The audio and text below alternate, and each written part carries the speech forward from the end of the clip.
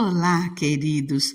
Começando mais uma semana de trabalho, para alguns, né? Para a maioria, que maravilha, esticando esse final de semana prolongando ele um tempo a mais, um dia que realmente eu creio que vai ser de descanso para muita gente, depois desses dias de celebração, de festa, de encontro de família, que seja um dia de descanso, que seja um dia de bênção, um dia abençoado, aliás, uma semana maravilhosa na sua vida, uma semana muitíssimo abençoada.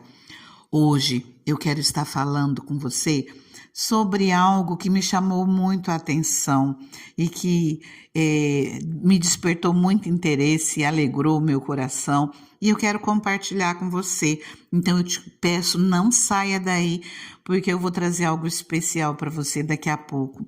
Eu quero ler com você alguns trechinhos para que nós tenhamos uma base bíblica aqui no Evangelho de João.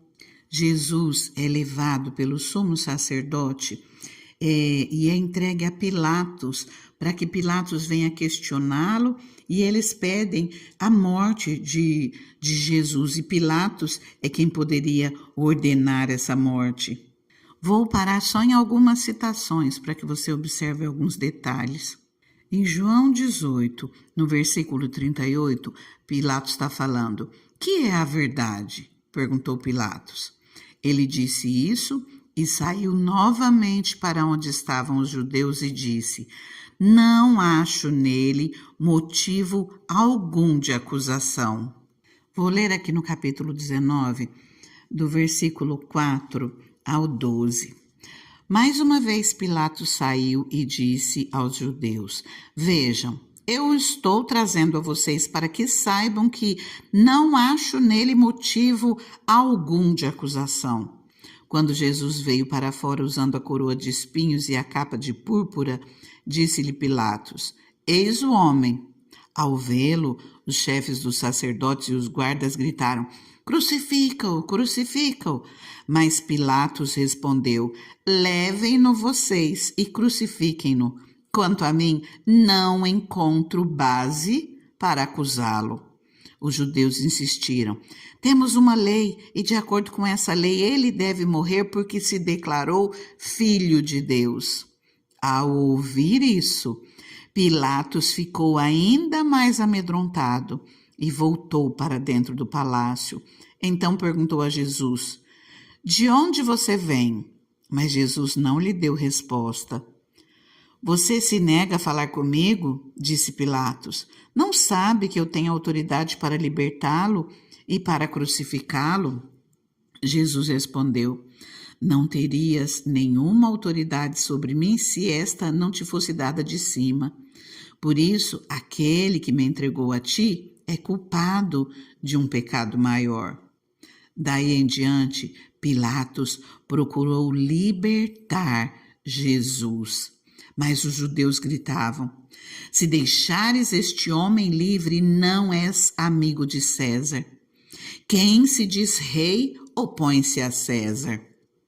Agora eu quero ler com você um trechinho de Mateus 27, no versículo 24 e 25. Fala assim, ainda com Pilatos: "Quando Pilatos percebeu que não estava obtendo nenhum resultado, mas ao contrário, estava se iniciando um tumulto, mandou trazer água, lavou as mãos diante da multidão e disse: "Estou inocente do sangue deste homem. A responsabilidade é de vocês." Queridos, hoje eu quero falar um pouquinho a respeito de Jesus na história.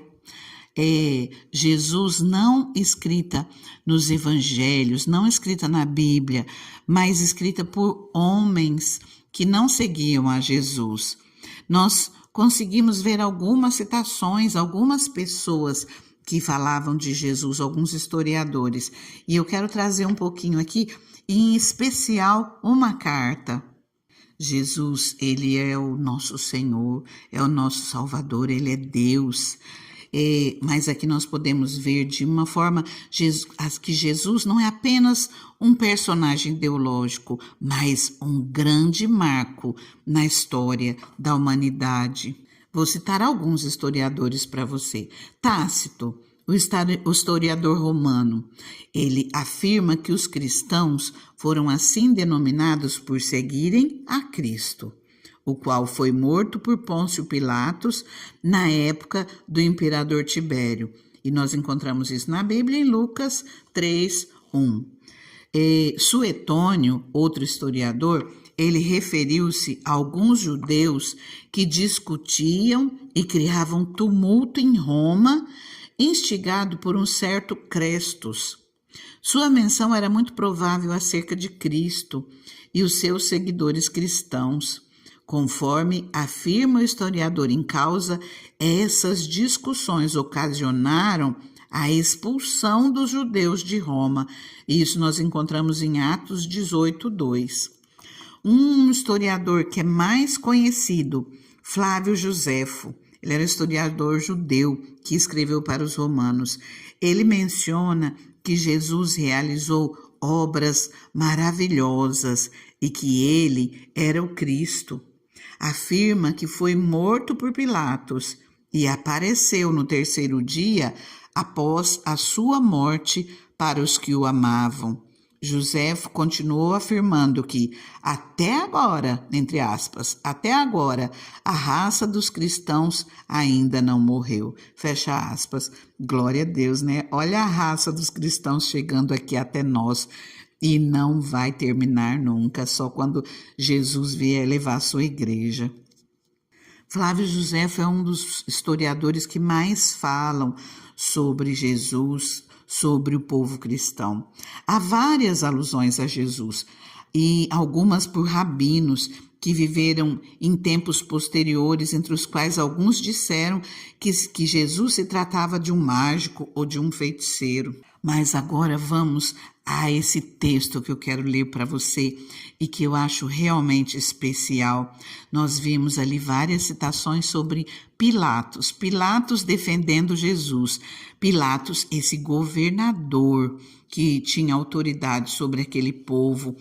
E é ele quem escreve uma carta para Tibério César, para o imperador. E eu quero ler essa carta, parte dessa carta, com você. Eu vou ler como está aqui. Essa carta que eu tenho em mãos faz parte dos estudos da Igreja do Evangelho Quadrangular, mas aqui tem mais informações sobre ela. Presta bastante atenção porque é muito preciosa. A carta de Pôncio Pilatos para Tibério César. Este é um reimpresso de uma carta de Pôncio Pilatos para Tibério César que descreve a aparência física de Jesus. As cópias estão na Biblioteca Congregacional em Washington, D.C. É bem provável que tenha sido escrita nos dias que antecederam a crucificação. Para Tibério César. Pilatos falando, escrevendo no caso, né? Um jovem homem apareceu na Galileia que prega com humilde unção uma nova lei no nome do Deus que o teria enviado. No princípio, estava temendo que o seu desígnio fosse incitar as pessoas contra os romanos, mas meus temores foram logo dispersados. Jesus de Nazaré falava mais como um amigo dos romanos do que dos judeus.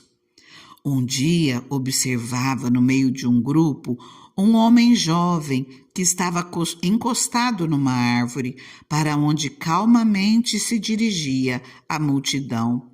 Me falaram que era Jesus. Este eu pude facilmente ter identificado. Tão grande era a diferença entre ele e os que estavam lhe escutando. Os seus cabelos e barbas da cor dourada davam à sua aparência um aspecto celestial. Ele aparentava aproximadamente 30 anos de idade. Nunca havia visto um semblante mais doce ou mais sereno? Que contraste entre ele e seus portadores, com as barbas pretas e cutes morenas. Pouco disposto a lhe interromper com a minha presença, continuei meu passeio, mas fiz sinal ao meu secretário para se juntar ao grupo e escutar.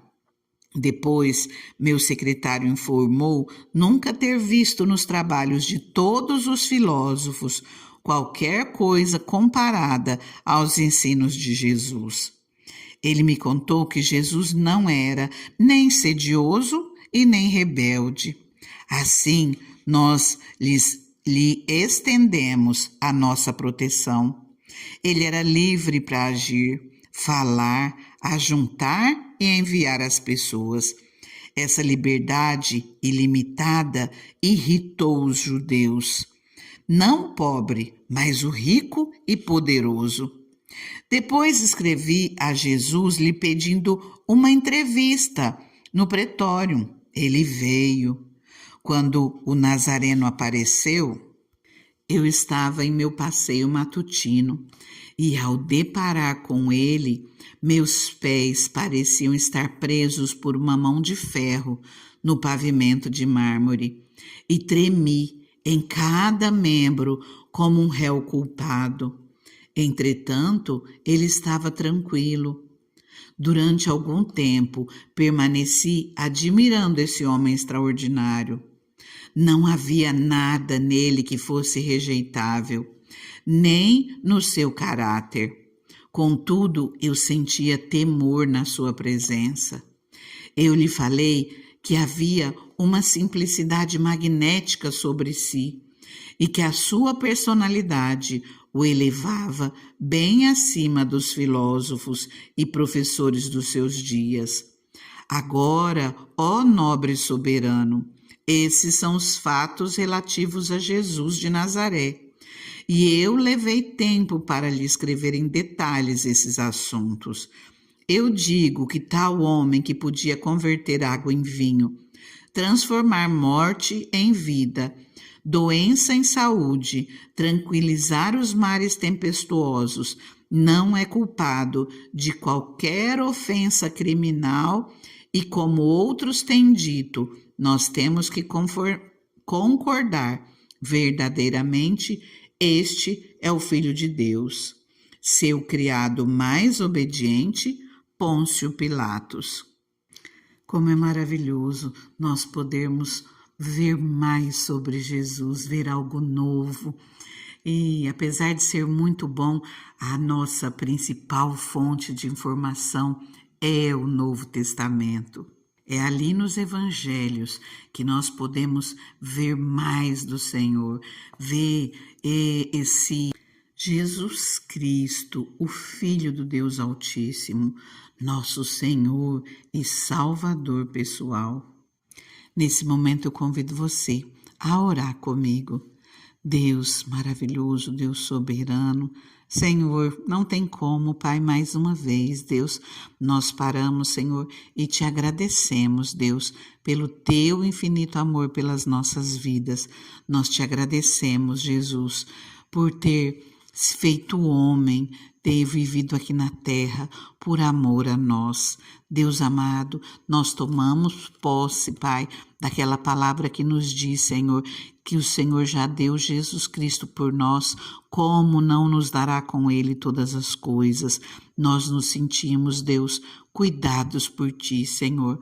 Nós nos sentimos protegidos, Deus. Nós nos sentimos abençoados, porque nós compreendemos, Senhor, uma parcela, Pai, desse Teu imenso amor pelas nossas vidas, Deus. Fica conosco, Senhor. Nos proteja, nos guia, nos abençoa. Nós compreendemos, Pai, que o Senhor está no controle de tudo. O Senhor não perdeu o controle de nada nas nossas vidas. mesmo nas situações difíceis, todas as coisas cooperam para o bem daqueles que te amam. Então nós pedimos, Deus, nos abençoa, Pai, transforma a nossa história, Pai, transforma a maldição em bênção, Senhor, cuida de nós, Senhor, nos ajuda, Pai, na nossa caminhada nessa terra, Pai, nos ajuda, Senhor, a conseguirmos vitórias em meio às nossas lutas, que em tudo, Pai, nós sejamos abençoados por Ti. Nós oramos no nome santo e maravilhoso de Jesus Cristo, crendo, Pai, na Tua proteção, na Tua bênção, na Tua providência com as nossas vidas. Nós cremos, Pai, numa vida plena, numa vida abundante nessa terra para todos aqueles que Te amam. Amém, queridos? Fica com Deus, fica na paz, porque o Senhor ama você e nós podemos dizer que nós amamos o Senhor, nós adoramos o nosso Deus. Fica na paz.